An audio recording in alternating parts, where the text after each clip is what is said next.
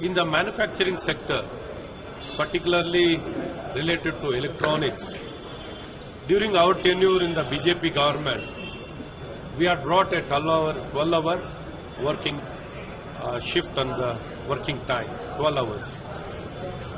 It's really surprising, and more so the 12-hour work shift with a maximum ceiling of 48 hours per week. We should not cross 48 hours per week with 12 hours working.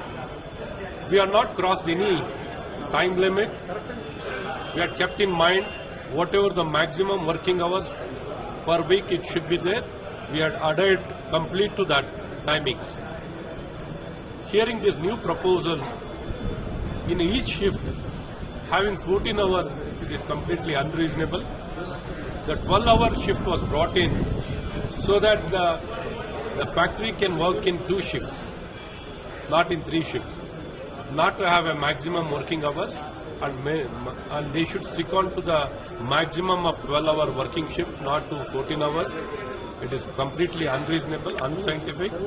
It is really a burden, and no employee can take this kind of burden, or this kind of working hours can be withstood by any of the employees, and more so they should stick on to the maximum working hours of 48 hours per week, even if it is brought in front of the house, in the place in our house, or in the outside, or any policy decision. We completely oppose anything beyond 12 hours is completely unacceptable, and more so they should stick on to 48 hours per week. So this in a way is supporting the bill because it says 12 hours? Already we have brought a bill with regard to the 12 hours and maximum working hours of 48 hours per week. Even earlier it was 48 hours. Even though it is a 12-hour shift, per week it cannot cross 48 hours. Then it comes to the same. Per week it comes down, boils down to the same 8 hours of working. If divide by 7, it comes to the same hours. So NASCOM is opposing it. Many of the labor unions are opposing it, calling this completely unscientific and inhuman.